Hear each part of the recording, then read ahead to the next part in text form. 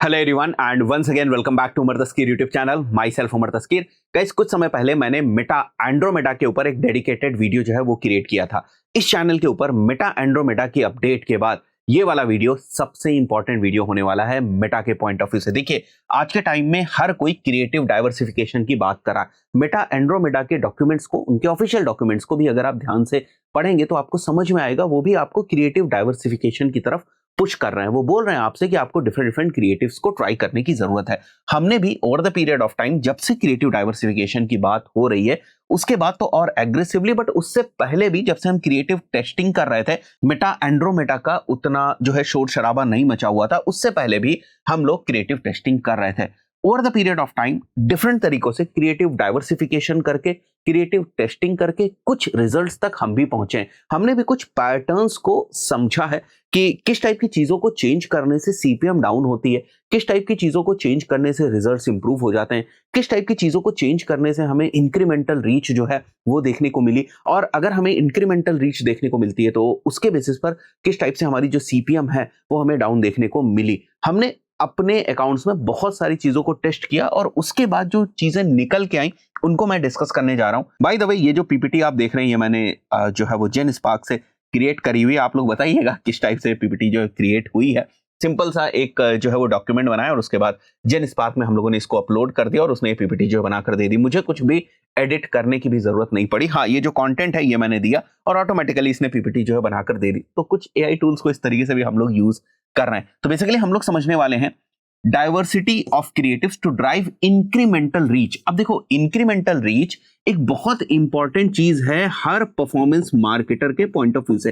Basically इसके ऊपर एक डेडिकेटेड अलग से वीडियो होना चाहिए। तो अगर आप लोग कमेंट करेंगे इंक्रीमेंटल रीच तो इसके ऊपर मैं डेडिकेटेड वीडियो क्रिएट कर दूंगा। बट अभी एक बेसिक तरीके से समझने की कोशिश करते हैं कि इंक्रीमेंटल रीच क्या होती है। इंक्रीमेंटल रीच का मतलब होता है कि आप नए कितने यूजर्स तक पहुंचे। जैसे फॉर एग्जाम्पल, आपका एड इस यूजर तक पहुंचा और उसके बाद एक और नए यूजर तक पहुंचा, तो ये जो नए यूजर्स जुड़ते चले जा रहे हैं, that is basically called as incremental reach. जैसे आपके पास 100 यूजर्स थे और आप 3 नए यूजर्स तक जुड़ गए तो टोटल तो 103 यूजर्स तक आप पहुंचे। बट जो नए यूजर्स हैं वो आपकी इंक्रीमेंटल रीच को डिफाइन करते हैं। अब ये टॉपिक परफॉर्मेंस मैक्स के पॉइंट ऑफ व्यू से इतना ज्यादा इंपॉर्टेंट इसलिए हो जाता है क्योंकि इंक्रीमेंटल रीच के ऊपर बहुत सारी चीजें डिपेंड करती है। अभी आपको वीडियो में भी समझ में आएगा, बट जब हम क्रिएटिव डाइवर्सिफिकेशन के पॉइंट ऑफ व्यू से बात कर रहे हैं तो हमने भी इस चीज को देखा कि इंक्रीमेंटल रीच को कैलकुलेट करने के बाद जो डिफरेंट डिफरेंट मैट्रिसेस हैं उनके ऊपर इंपैक्ट जो है पड़ता है। जैसे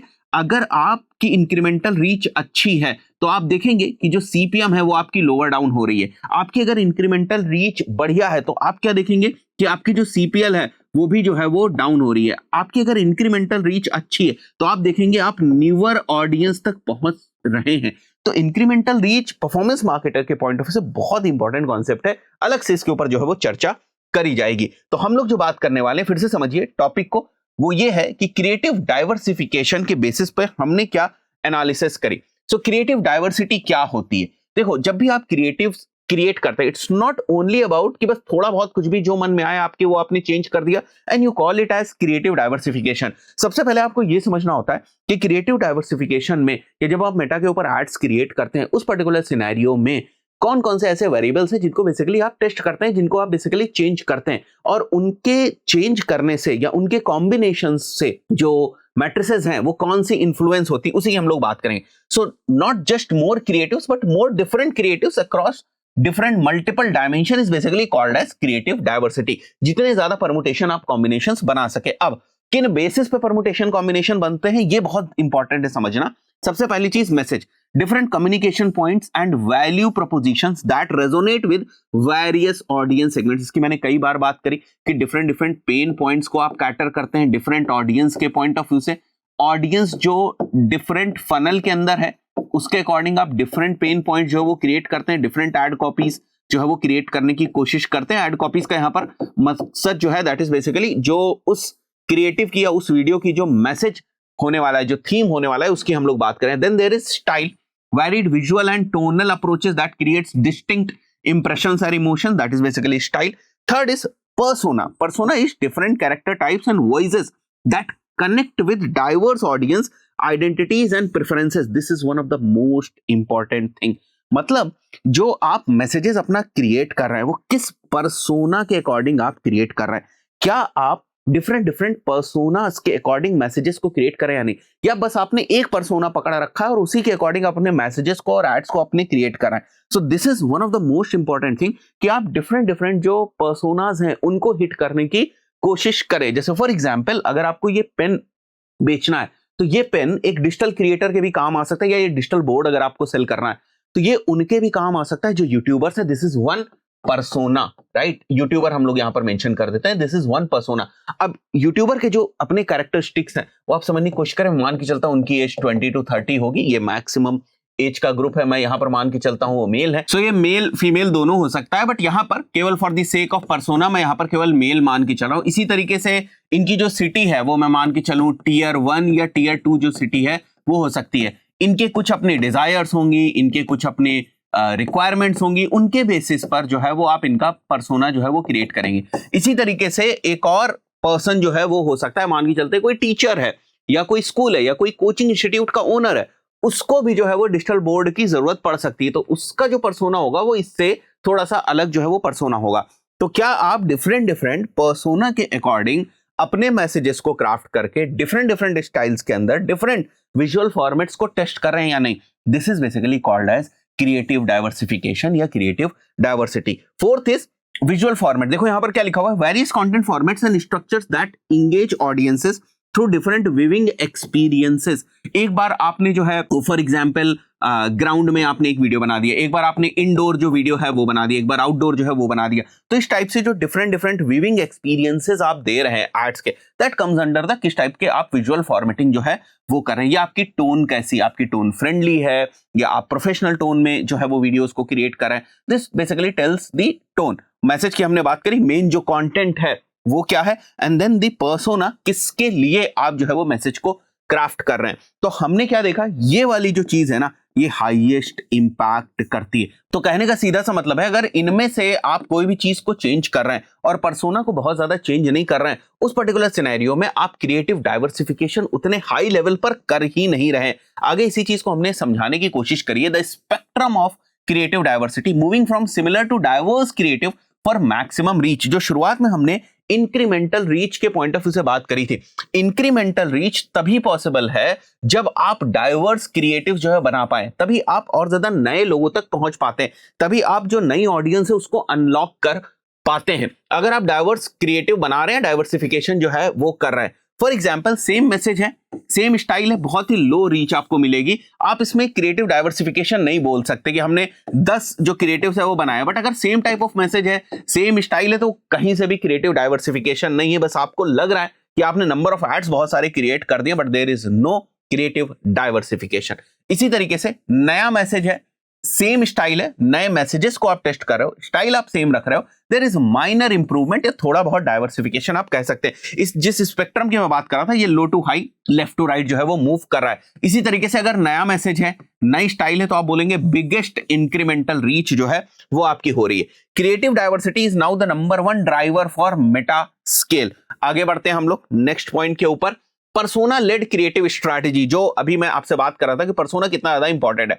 why persona is the most powerful lever for unlocking new reach. किसकी बात हो रही है? इंक्रीमेंटल रीच की यहां पर बात हो रही है, न्यू रीच के पॉइंट ऑफ व्यू से। सो it will help you in tapping into new emotional triggers. Different personas connect with audiences through unique emotional pathway. Different angles, different pathways से जो है वो कनेक्ट करने की नई ऑडियंस को आप कोशिश करते हैं। That is basically shifting to newer personas that other approaches can't reach. Unlock new audience segment, इसी की हम बात कर रहे थे। Verified personas speak authenticity to different demographics and psychographics profile. Different जो आप varied personas बनाएंगे उसके बेसिस पे आप different psychography और different demography को टच कर पाएंगे। So persona plus angle is the emotional narrative is the most powerful lever for driving scale. Now this is what we have experienced. यही यहां पर मेंशन किया गया है, approximately 90% of the time the persona changes unlocks new audiences and you can reach to newer audiences. Now hierarchy of creative impact, understanding which creative elements drive the most significant result. Biggest impact कहां से आता है? persona plus angle से, emotional narrative that connects with your audience on a personal level. Medium impact visual style या vehicle, the aesthetic approach and content format used to deliver your message, उससे medium impact आपको मिल सकता है। Least impact किससे मिलता है? Copy changes से। थोड़ी बहुत चीजें अगर आप अपनी एड कॉपी के ऊपर चेंज करते हैं, प्राइमरी टेक्स्ट वगैरह चेंज करते हैं, उनसे बहुत ज्यादा आपको इंपैक्ट देखने को नहीं मिलता। इसीलिए हम क्या बोलते हैं, प्राइमरी टेक्स्ट को बिल्कुल जो है वो आप इग्नोर भी कर सकते हैं। Minor text adjustments have minimal effect on overall performance of your Meta ads campaign where you are running your ads. Now asset similarity, this is again a very important thing, the new problem, right? So Meta has now classified creatives as identical based on specific criteria. मतलब आपको तो ये लग रहा है कि आप multiple creatives जो हैं उनको क्रिएट कर रहे हैं, बट व्हाट इफ मेटा को ये लग रहा हो कि ये सारे क्रिएटिव एक ही जैसे हैं, इसमें कुछ अलग है ही नहीं, आपकी गिनती केवल बढ़ती चली जा रही। This is very important thing. So अगर आप अपने लिमिटेड क्रिएटिव से मैक्सिमम इंपैक्ट डालना चाहते हैं तो आपको ये समझना पड़ेगा कि किस तरीके से मेटा समझता है कि आइडेंटिकल क्रिएटिव्स कौन से हैं, नॉन आइडेंटिकल क्रिएटिव्स कौन से हैं। So Meta considers assets identical और द क्रिएटिव्स और द वीडियोस और the ads identical if they are from the same location, same narrative, same personas. Creator identity alone doesn't count. This is very very important thing. Same location में अगर same person जो है वो arts को create कर रहा है बार बार same location के ऊपर और बहुत ज्यादा चीजें चेंज नहीं हो रही, तो उसको भी आइडेंटिकल मेटा एक तरीके से मान लेता है। Creative identity alone doesn't count कहने का मतलब कि फॉर एग्जांपल सेम लोकेशन है, सेम नरेटिव है, सेम पर्सोना है और मेरी जगह कोई और दूसरा एक जो मॉडल है वो आ जाता है और वो एड शूट कर देता है। उस पर्टिकुलर सिनेरियो में भी बहुत ज्यादा चीजें जो है वो नहीं बदलती, उसको भी Meta kind of same type of creative जो है वो क्रिएट करता है। और हमने ये फिगर आउट इन्हीं सब चीजों को समझ के किया कि इंक्रीमेंटल रीच जो है वो इसको नहीं मिल रही है। सो इफ यू वांट कि मेटा आपके क्रिएटिव्स को जो नए आप बना रहे हैं उनको डिफरेंट एसेट्स की तरीके से ट्रीट करे और इंक्रीमेंटल रीच प्रोवाइड करने में आपकी मदद करे, then only creator identity. Creator का यहां पर मतलब जो मॉडल है जो एड्स वगैरह क्रिएट करा है उसके पॉइंट ऑफ व्यू से। So two different creators in same kitchen is not equal to different assets, they are more like the same assets. So what does this mean? Creative spend must shift towards true variation. मतलब आपको पैसे तो उतने ही खर्च करने। आप content के for example cost आ रही है आपकी 4,000 रुपए पर वीडियो की, मैं एक एग्जांपल लेकर चल रहा हूँ, 4,000 रुपए पर वीडियो कॉस्ट आ रही है। आपने 10 वीडियोस बनाए, 40,000 रुपए आप सोचेंगे आपकी कॉस्ट आ रही है, बट अगर वेरिएशंस नहीं है तो ये 40,000 आपके 4,000 के बराबर। भले इनकी कॉस्ट जो बढ़ जाए, मान के चलते हैं इसकी कॉस्ट हो जाए आपकी 8,000 रुपीज, राइट? तो 80,000 रुपीज में आपको एक तरीके से जो है वो 10 डिफरेंट वेरिएशंस मिल जा रहे हैं। यहाँ 40,000 रुपीज में एक ही वेरिएशन मिल रहा है, थोड़ा से समझने की जरूरत है। So creative spend must shift towards the true variation in persona, because ये सारी जो कॉस्ट है ना, ये eight the end of the day आपकी मार्केटिंग कॉस्ट में ही इंक्लूड होगी। Variation in persona, narrative settings and emotional appeal rather than simply changing creators while keeping other elements constant. बात समझ में आ रही? आगे बढ़ते। हाउ मेटा ऑप्टिमाइजेस की engagement signals that drive platform performance. Ads में या क्रिएटिव्स में क्या चीजें मेटा का सिस्टम देखता है, हमें क्या लगता है? This is the watch time if you are running video ad, duration viewers spend engaging with the content, it's a very important metric. Hook rate, click through rate, conversion events, definitely कहां पर किस ad से ज्यादा conversions आ रहे हैं, that is one of the most important data point for meta ad systems. So ads will provide the signals and budget will fuel it. You cannot ignore the budget.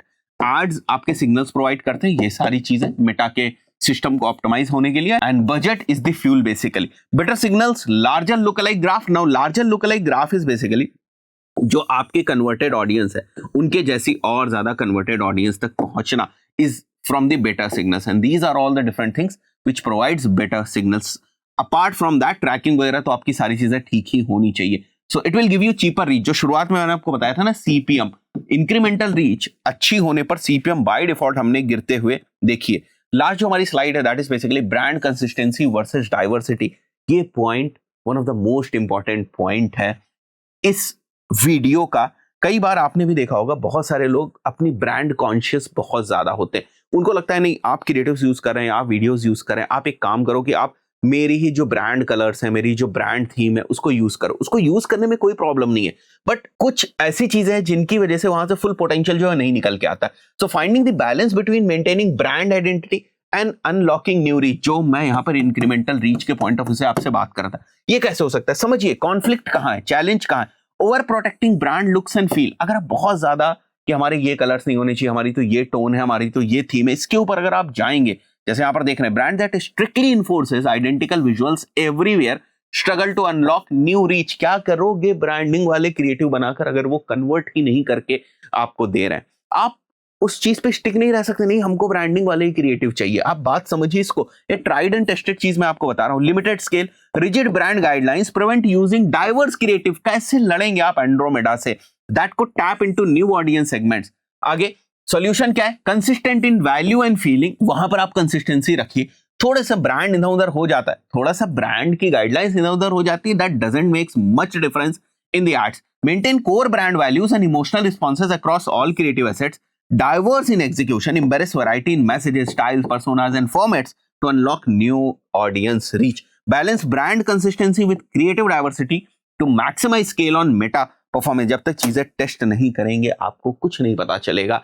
हम across different brands बहुत सारी चीजों को parallelly test कर रहे होते हैं। हम ये नहीं कह रहे हैं कि हमारे पास करोड़ों एड्स की डेटा है।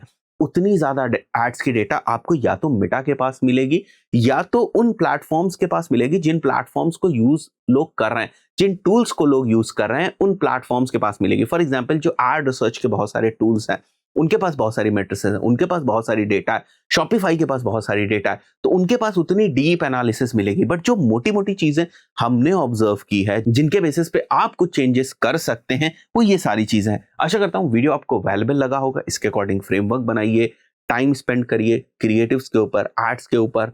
This is the base, right? कोई भी आप एड प्लेटफॉर्म यूज करें, एडवर्टाइजिंग के फंडामेंटल्स नहीं बदलते, मार्केटिंग के फंडामेंटल्स नहीं बदलते।